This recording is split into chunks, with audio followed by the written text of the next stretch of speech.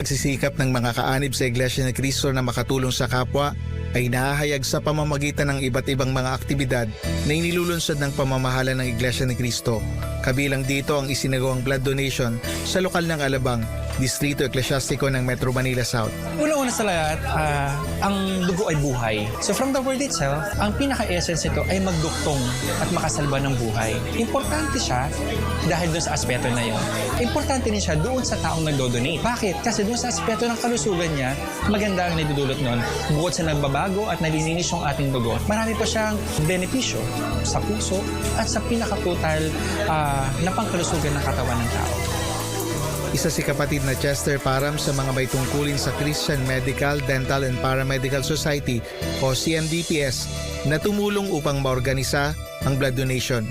Kahit nabala siya sa kanyang propesyon ay lagi siyang nakikipagkaisa sa lahat ng aktibidad ng CMDPS sa kanilang distrito. Ako po yung tatrabaho bilang nurse po sa City Health Office of Muntinlupa. Kung saan po ako po ay nag-handle ng mga disaster-related cases po. Ako din po nag-handle ng anti-smoking sa Muntinlupa. Kalinsabay ako na rin po ang isopukal ng Muntinlupa City. At na rin po ako nagtrabaho sa ospital ng Muntinlupa sa emergency room. After po na-transfer na po ako sa City Health Office. Mas malawak kasi mas community. Buong Muntinlupa na po ang hawak ko.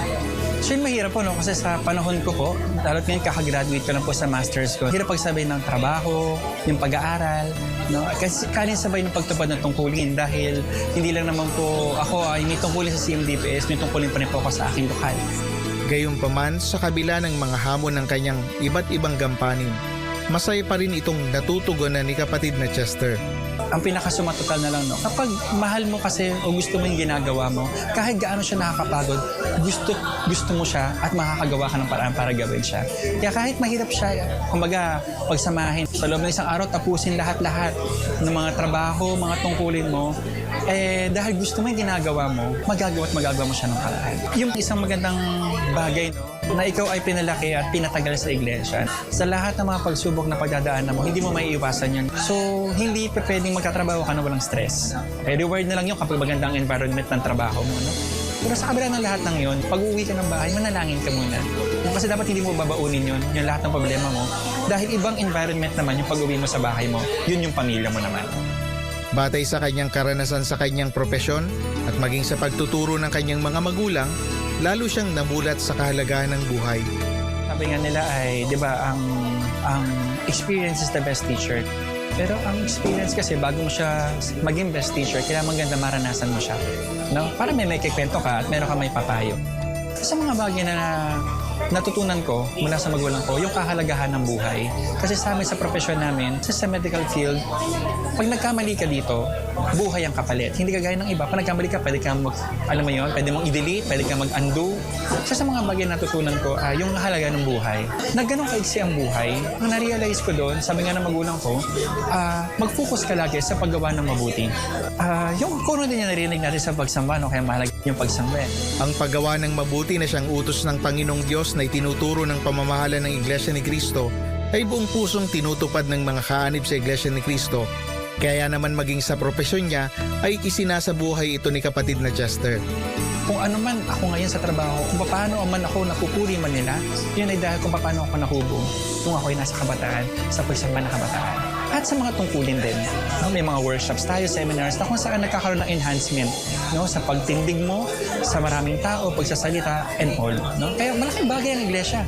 No? Lalo yung mga aktibidad, nakagaya ng mga ganito. Kaya magandang lakukan to lagi ng mga kapatid. No?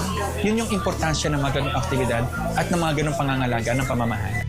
Ang isinagawang blood donation sa lokal ng Alabang ay karagdagang pagkakataon para sa mga kaanib sa Iglesia ni Cristo upang makagawa ng mabuti. Bagay na lagi nilang pinagsisikapang gawin. Yearly ko po talaga itong ginagawa. Medyo natenga lang nung pandemic. Last 2021 po yung huli. Pero 2016, 2017, tuloy-tuloy, yearly po talaga ako nagdo-donate ng dugo. May instances po na meron pong humingi sa akin ng dugo na pumunta po siya sa Red Cross. Nakakuha po siya ng dugo under my name po. Nakatulong din po ako dun sa nanay niya. Napakasaya po na bilang Iglesia ni Cristo, nakakatulong ka hindi lang po sa kapwa Iglesia ni Cristo mo, pati po sa ibang relihiyon, nakakatulong ka po gamit yung dugo mo. Natutuwa sila kasi ang mga ganitong aktibidad na pinagtibay ng ating tagapamahalang pangkalahatan, ang kapatid na Eduardo Manalo, at sa pakikipagtulungan din ng mga kapisanang pansambahayan na may pagpapatibay din ng kapatid na Angelo Iranio Manalo, ay tuwang-tuwa ang mga kapatid na ngayon sa aming lokal na naman ay maisagawa. Regular naman itong naisasagawa sa buong distrito namin. At ngayon nga sa buwang ito ay nagkatao sa lokal ng Alabang. Ang ganitong mga gawain ay naglalayon na makatulong lalo na sa ating mga kababayan at mga kapatid na may concern doon sa kanilang medikal na pangangailangan. Ito ay naglalayon din na matupad yung kalooban ng Panginoong Diyos na itinuturo ng pamamahala sa lahat ng mga kaanib sa iglesia na ibigin natin ang ating kapwa. Kaya galak na galak ang ating mga kapatid sa dakong ito na ngayon ay nagsasagawa ng blood donation program. Sa kabila ng pahirap na kalagay ng pamumuhay sa mundo, sinasamantala ng mga kaanib sa Iglesia ni Cristo na laging makagawa ng mabuti at makatulong sa kanilang kapwa. Hindi namin inaasahan ang ganito karaming pagtugon ng ating mga kapatid. Ang totoo, hiningi namin yung pangalan ng ubay, lumagpas pa doon sa talaan ng mga nakausap naming personal. Ngayon, voluntaryo at kusang loob na nagpunta rito para mag-donate ng kanilang dugo.